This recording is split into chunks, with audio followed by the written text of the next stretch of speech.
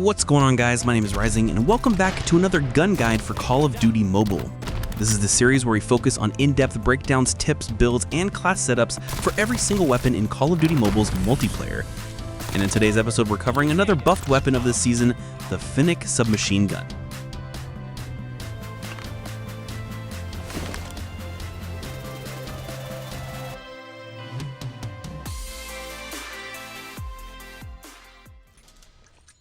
The base model, ported for Modern Warfare 2019, the Fennec is based on the real-life Vector submachine gun chambered in 45 ECP and developed by the American company Chris USA. The Vector uses an articulated mechanism referred to as the Chris Super V, an unconventional delayed blowback system to reduce the perceived recoil and muzzle climb. This allows the bolt and an inertia block to move downward into a recess behind the magazine well, and at the end of this travel, the energy is transmitted downward rather than rearward, thus reducing the felt recoil of the gun. However, our model of the Vector does not feature the recessed chamber behind the magazine well, thus making the Super V mechanism not possible. But coming back to the stats, our Fennec is a 5 to 9 shot kill weapon, dealing 28 damage up close and dropping drastically to 12 at extreme ranges. This is one of the few guns in the game having a 9-shot kill damage phase, thus making the gun literally useless beyond the second damage range. The Fennec has some interesting body multipliers, dealing 30% extra damage to the head, 20% more to the upper torso, and 5% more to the lower torso. It also has very punishing leg multipliers, where you deal 20% less damage. And since the base damage is already so low, those reduced multipliers will harm our shots to kill tremendously. Thus, you must always aim high, which is the case for most submachine guns in this game. Lower torso multipliers are also useless to aim for. However, you may reduce your shots to kill in the maximum damage range by hitting at least 2 shots to the upper torso or the head. The rate of fire is the second highest in the game at 1111 rounds per minute, just behind the Mach-10. This means your 5-shot time to kill up close will be 216 milliseconds, which is highly competitive. However, due to its drastic damage drop-off, it rises up tremendously at mid to longer ranges. So better stick your gunfights within the second damage range to utilize its full potential.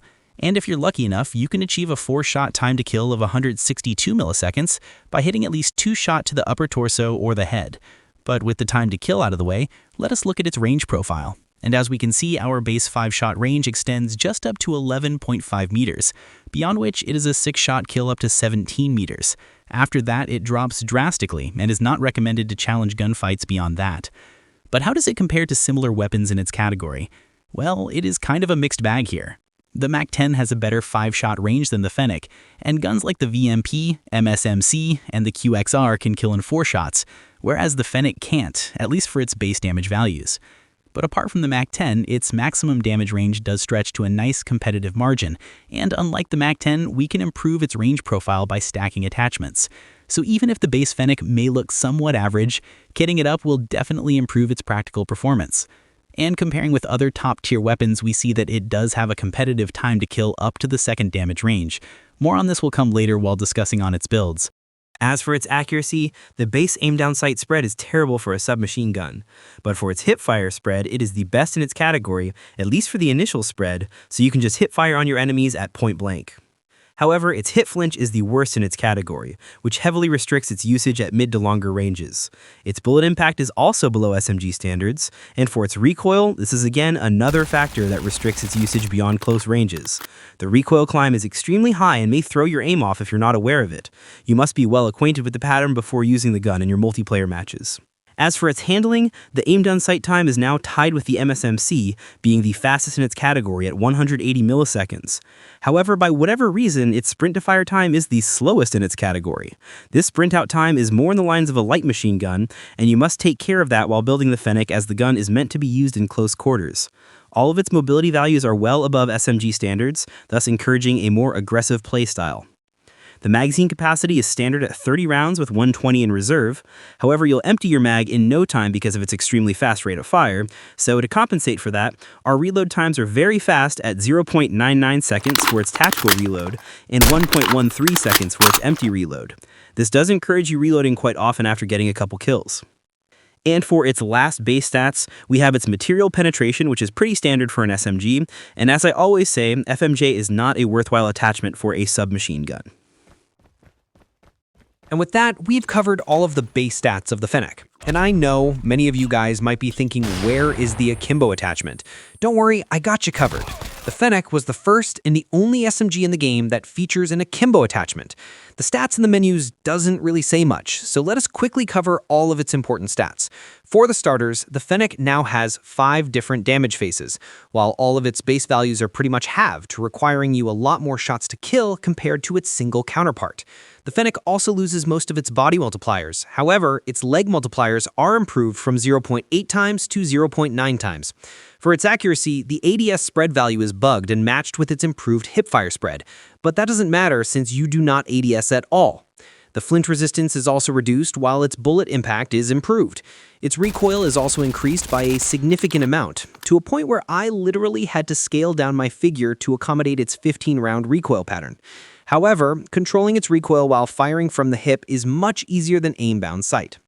All of its mobility values are reduced by quite a lot compared to its single counterpart, which is somewhat logical since you're carrying 2 guns at once.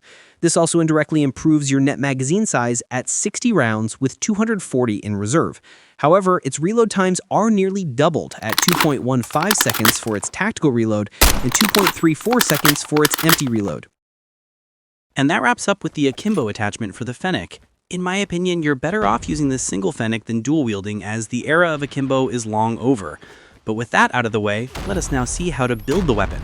We start with the monolithic suppressor and the MIP extended light barrel for concealments and improved range, MIP 5mW laser to help with our sprint out time as well as our hipfire accuracy, operator foregrip to get our recoil somewhere in check, and finally the extended mag for obvious reasons.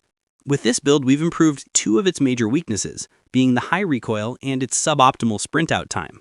We've also improved all of our damage ranges by a great 45%, now our 5-shot range being up to a solid 16.7 meters, and our 6-shot range stretching up to 24.7 meters, beyond which it is pointless to use. And now the Fennec does compete quite well against other top-tier options in those close ranges. The only gun that contests the Fennec is the VMP, but that's for another video. Here's all of the stats for this build if you want to have a look. As long as you're restricting your gunfights within its effective range of 24.7 meters, you're good to go and can outgun most other weapons at close ranges. Our recoil is also improved by a great margin, thus making it much easier to control. And that's for its balanced build. Now, if you really want to give a shot to Akimbo in the Big 25, then also I've got you covered. With this build, we're maximizing our hipfire accuracy with the MIP light flash guard and the 5mW laser, extended barrel for improved range, extended mag for obvious reasons, and finally, the Akimbo. This build has one rule of thumb. As long as you're restricting it to extreme close ranges, you might be fine using it. I don't want to say too much about Akimbo, so just give it a shot and come to your own conclusions. As for an example class setup, for respawns, we're using a pistol in our secondary since this gun runs out of ammo quickly. We're using the perk Greed Red as our wild card, allowing us to carry 2 red perks, where we have Flak Jacket and Dauntless.